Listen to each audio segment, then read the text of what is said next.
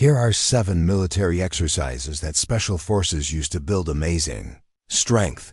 What happens when you train like special forces after the age of 50? You build what military experts call predator fitness. It's the kind of strength that's ready for anything.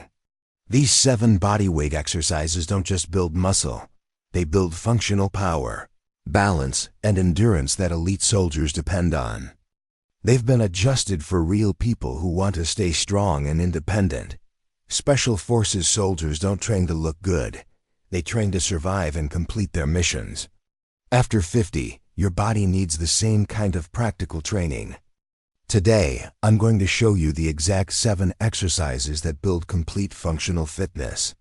Each one works several muscle groups at the same time, and every exercise has easier and harder versions so anyone can start. If you make it to the end, you'll already be stronger than most people. The first exercise is the military push-up complex. It builds upper body power with great control and precision. Here's the science. This exercise mainly works your chest, the front of your shoulders, and the back of your arms. But the 2-second pause at the bottom removes all the swinging and bouncing, and forces your muscles to create power from a complete stop. This hold position turns on more muscle fibers than a regular push-up does. Your support muscles, the ones along your rib cage, around your shoulder joints, and deep in your core, all work hard to keep your body in position. The explosive push upward builds what fitness experts call rate of force development, which is simply how fast your muscles can create maximum power. In everyday life, this helps you push open heavy doors, get up off the floor, or lift things above your head with control and strength. Start with an easier version using a wall or a bench. Place your hands a little wider than your shoulders. Keep your body in a straight line.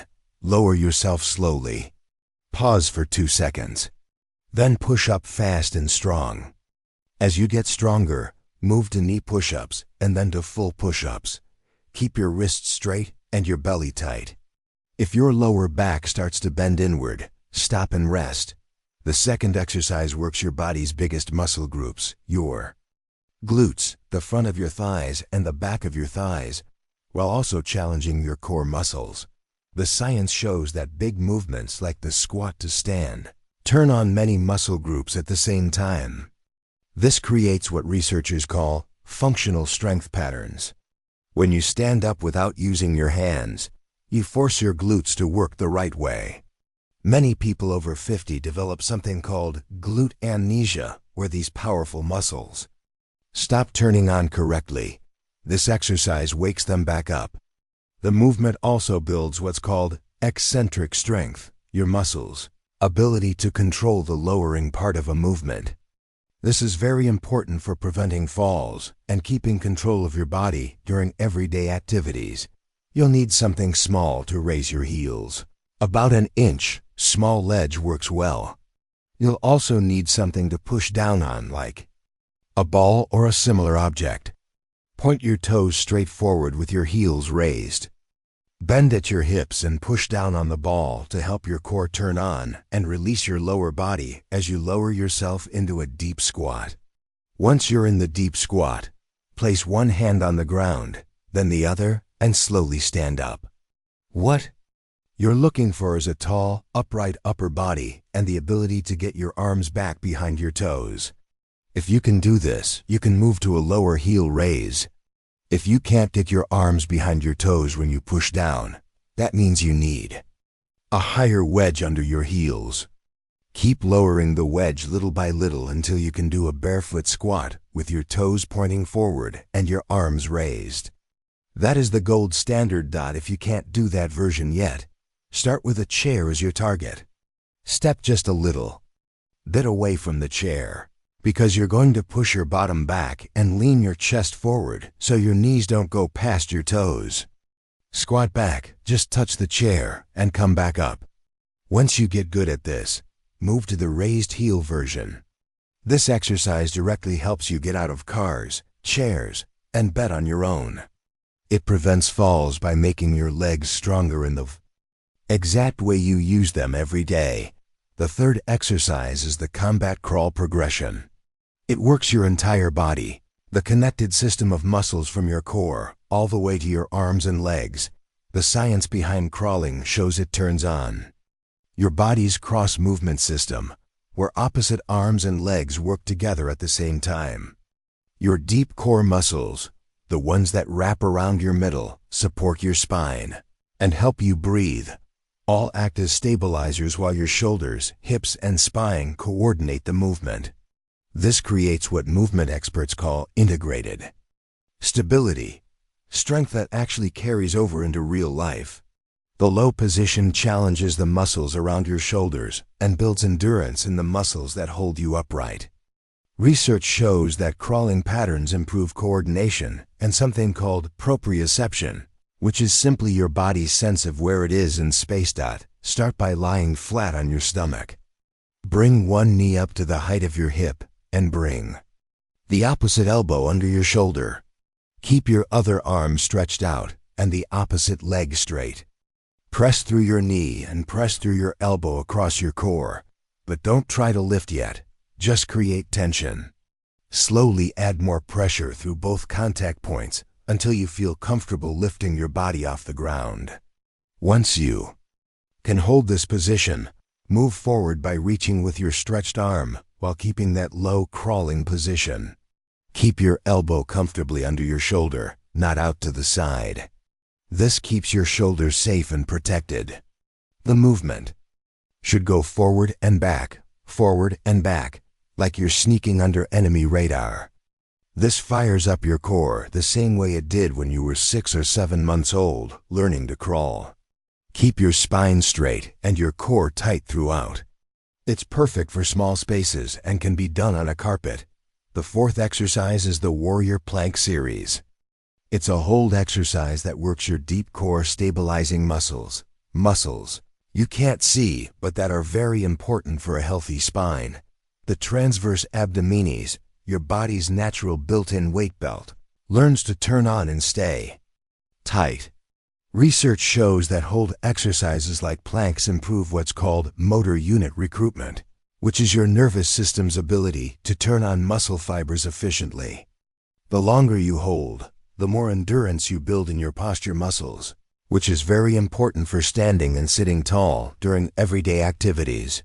Adding arm and leg lifts creates challenges where your core has to resist bending or twisting.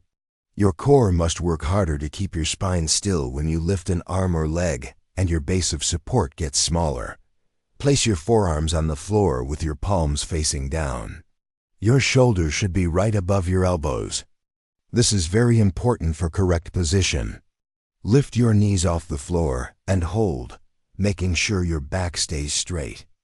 Think of your back as a flat table. Don't let your hips drop down and don't let your bottom go up in the air. Keep a strong, solid position with your shoulders over your elbows. The plank works your core and stabilizes your middle, which is very important for everything we do. There are 3 levels to work through. Level 1 is holding the basic plank for 15 seconds, working up to 30 seconds, and eventually reaching 1 minute. For level 2, you add single arm lifts, holding each arm up for 5 seconds. Then level 3 adds alternating leg lifts. This improves your posture, strengthens your back, and builds endurance for activities like gardening or playing with your grandchildren. The 5th exercise is the Commando Lunge Matrix. These are lunges in multiple directions that train your body to move in all 3 ways, forward and back, side to side, and with a twist. Most everyday activities involve moving in multiple directions, but most exercises only train one direction at a time. The forward lunge mainly works the front and back of your upper legs and your glutes. The side lunge works the muscles on the inside and outside of your hips, which stabilize your pelvis. The reverse lunge focuses more on your glutes and hamstrings, while being gentler on your knees. Together, they build what researchers call multiplanar strength, the ability to create force and stay stable in any direction. This also improves hip mobility and ankle stability, both of which are very important for balance and preventing falls. forward lunge, side lunge, reverse lunge. That's one full sequence. Start with just your body weight, focusing on controlled movement and balance. As you get stronger, hold water bottles for added resistance. This prepares you for reaching items on shelves, stepping over obstacles, and keeping your balance on uneven ground. The sixth exercise is the burpee. It's a full body movement that combines a squat, a plank, a push-up, and a jump all into one exercise. Even the modified version works your whole body while also challenging your heart and lungs. Because your body has to work harder to send oxygen to many muscle groups at the same time. This improves both muscle strength and cardiovascular endurance. The transition movements, squat to plank to squat to standing, train your body to move smoothly between different positions. This directly carries over to getting up and down from the floor, which is a very important skill for staying independent.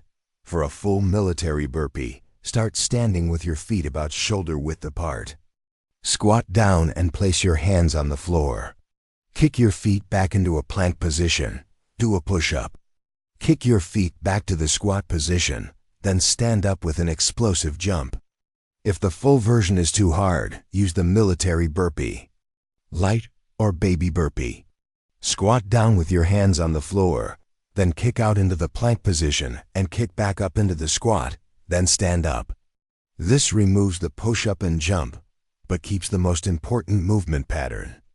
If you can't kick out to the plank yet, simply step back into the plank position and step forward. There is no shame in building up slowly.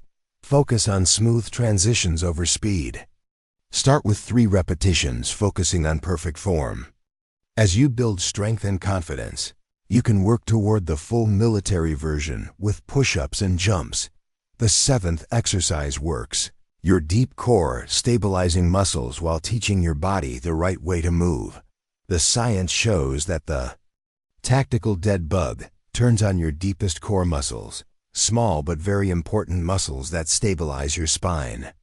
The opposite arm and leg movement pattern trains what's called contralateral coordination, the same pattern your body uses when you walk. The exercise also teaches selective stability, keeping some parts of your body completely still while other parts move.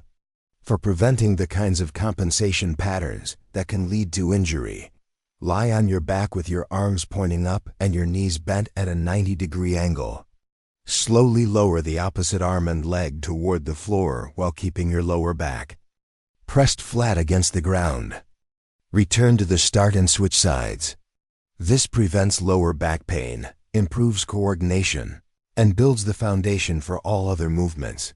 Now that you know all 7 exercises and how to progress through them, let me show you exactly how to put them all together into a simple routine that builds real functional strength. Here is your military-inspired weekly routine. Your training days are Monday, Wednesday, and Friday.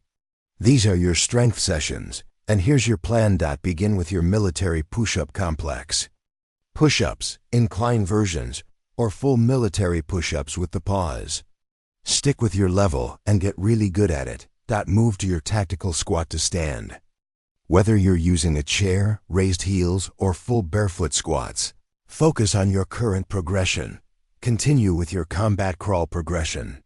Focus on quality over quantity. Perfect form is non-negotiable. Do your warrior plank series. Lunge matrix. 2 sets of 5 to 8 reps per leg. Start with baby burpees. Work toward the full movement.